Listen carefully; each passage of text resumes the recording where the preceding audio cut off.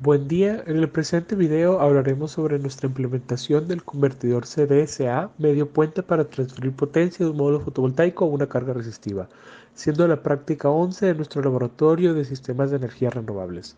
El equipo está conformado por Adolfo Amado Sánchez, Víctor Samuel Valenzuela Monroy, Diego Fernando Antonio Corrales y Luis Alberto Ruiz Dávila.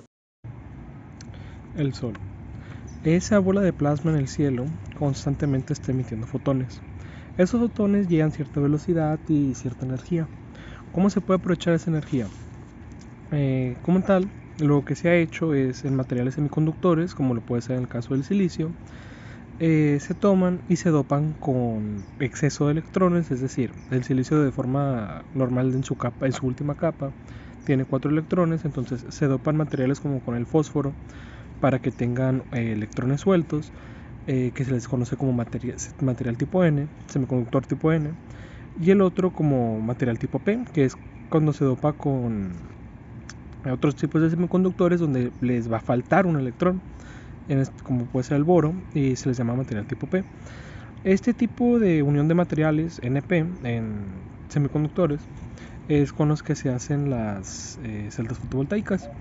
El punto de aprovecharlas es que el Sol, al emitir sus fotones, estos fotones van a llegar con cierta velocidad, con cierta energía, que van a, por decirlo así, golpear el electrón y lo van a arrastrar desde su posición hasta el hueco, creando una diferencia de potencial, generando una corriente eléctrica. Esto está ocurriendo constantemente en la celda fotovoltaica. ¿Cómo podemos representarlo? Por una corriente del fotón, de pH de fotón en inglés, pasaría por un diodo. En este caso está representado por resistencia. Este es un modelo simplificado de la celda, por la resistencia del diodo y el voltaje que ocasiona este diodo. Este modelo se podría tomar más también con la resistencia en la superficie y la resistencia del flujo del diodo, pero con esta simplificación nos basta. Y esta celda fotovoltaica, para fines prácticos, lo vamos a estar representando con este símbolo. Estas celdas como tal ya están bastante estudiadas. Van desde una corriente en cortocircuito hasta un voltaje en circuito abierto. Entre medio pasan por un punto de máxima potencia. Este punto de máxima potencia, que por cierto siempre va a estar produciendo un voltaje en corriente directa, ya está bastante estudiado en condiciones estándar. Este va a depender también mucho de la cantidad de temperatura que haga, es decir, a más calor menos potencia va a dar, la cantidad de intensidad, la intensidad de luz que esté recibiendo, qué tan sucio esté el panel o el desgaste de este mismo o sus materiales. Según para los fines que se les puede dar, se le puede dar un arreglo, ya sea en serie o paralelo, para obtener mayor cantidad de voltaje o corriente, o cual sea que sea el interés. Como tal, rara vez se va a estar en el punto de máxima potencia, pero lo ideal es diseñar para estar más o menos siempre cerca de este punto, y en el caso de llegar a este punto, que no cause algún daño grave al circuito. ¿Por qué es importante tener este tipo de diseño, de consideraciones? Porque al momento de diseñar se van a ocupar. ¿Qué se puede diseñar? Por ejemplo, como sabemos que esto produce voltaje CD, es importante, hay que convertirlo a corriente alterna. ¿Por qué? Un ejemplo sencillo de por qué sería interesante convertirlo a corriente alterna es por la transmisión. Como sabemos, aunque hay muchos cantidad de equipos que usan corriente directa, la forma más fácil, barata, cómoda de transmitirlo es por medio de corriente alterna. Por eso en esta práctica se va a trabajar con un inversor que va a sacar la corriente directa del panel, la va a transformar en corriente alterna y pues, la vamos a poner en una carga para observar su comportamiento. Como tal, vamos a trabajar con un módulo fotovoltaico de 10 watts con estas especificaciones, y este sería el diseño de un inversor de medio puente. Lo ideal es que del voltaje que saque el capacitor, la celda fotovoltaica, idealmente la mitad se vira a cada capacitor, y estos switches, estos transistores que que se comportan como switches para este caso, van a estar haciendo que el voltaje suba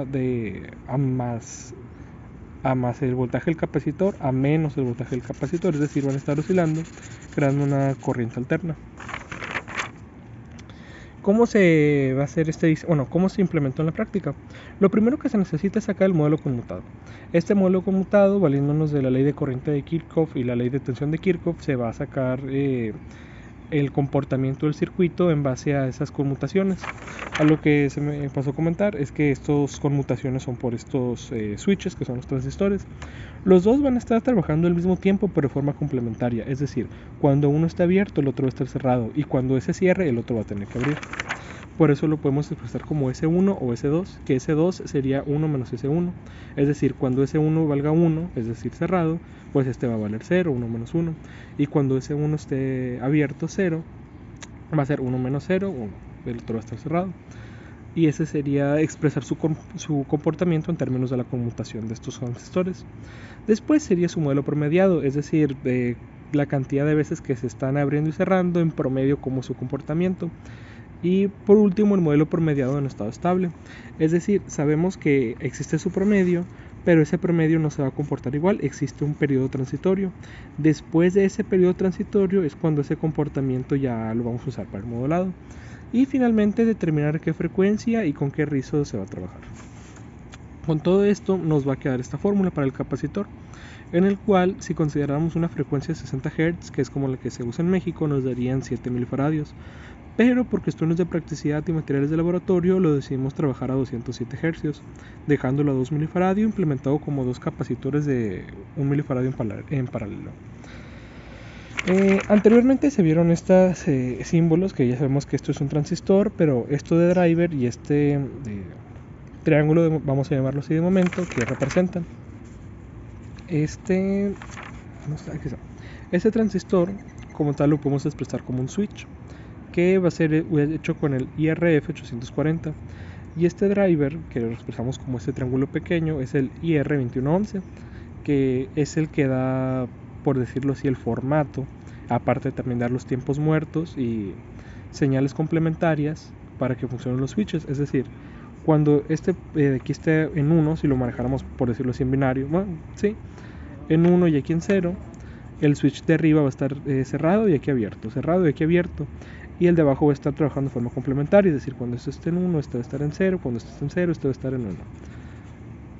Y estos switches vienen dados por TL494, que va a estar mandando los pulsos para generar esas dos señales. Este TL494 lo que va a estar haciendo es comparando una señal diente de sierra contra una señal moduladora. En el TL494 es importante comentar que se tiene que diseñar se tiene que calcular cierta resistencia y cierta capacitancia para la frecuencia que queramos. En este caso queremos una de 10 kilos, por lo que propusimos una de 1.1 kilo ohms, implementado como dos resistencias de 2.2 kilos en paralelo y un capacitor de 100 nanofaradios. Este TL494 nos va a generar un diente de sierra, y este diente de sierra vamos a guardar su dato de voltaje pico pico, lo vamos a usar más adelante, que esta ya viene determinada en el TL494. Primeramente nosotros lo que hicimos fue insertar la U, que lo metimos como una voltaje de corriente directa. Esta U va a estar, depende cómo se aumente, cómo se disminuya, va a estar subiendo, bajando por el diente de sierra. Y en este caso, que está aquí abajo, nos daría un ciclo de trabajo pequeño. Entonces se buscó obtener el voltaje de corriente directa más o menos en el medio para generar un ciclo de trabajo del 50%. El voltaje que nos dio ese 50% lo vamos a usar de voltaje offset. Ahora, conociendo el pico pico del diente de sierra, el voltaje offset necesario para un 50%, y sabiendo que vamos a usar una frecuencia de 207 kilos, vamos a usarlo para hacer una señal senoidal que va a ser nuestra moduladora final. Como sabemos, la señal senoidal parte de 0 y tiene su pico ya determinado. Entonces modificamos la senoidal para darle el offset que ya habíamos determinado, y le vamos a dar el mismo pico pico del diente de sierra y la frecuencia de 207. Y se va a ver algo más o menos así, que lo que va a provocar es que los pulsos de conmutación en cierta parte se vean más estrechos y en otra parte más separados, más angostos, es decir, va a estar variando, ya no va a ser exactamente igual como en etapas anteriores. Finalmente, pues como se mencionó, lo que esperamos ver es este tipo de corriente alterna, y al pasarla por un filtro LC sería suavizarla para que parezca más una senoidal. Y se va a estar variando su índice de modulación para intentar llegar a un punto de máxima potencia. ¿Cómo se varía el índice de modulación? Es modificando relación entre el voltaje pico-pico de la señal moduladora entre el voltaje pico-pico del diente de sierra. Como el diente de sierra viene por defecto en el driver, vamos a estar modificando el pico-pico de la señal moduladora.